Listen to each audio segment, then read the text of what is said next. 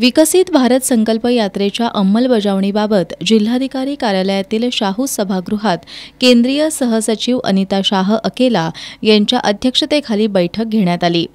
यावेळी जिल्ह्यातील संकल्प यात्रेच्या सद्यस्थितीबाबतची माहिती सादरीकरणाद्वारे सर्व योजना प्रमुखांनी दिली।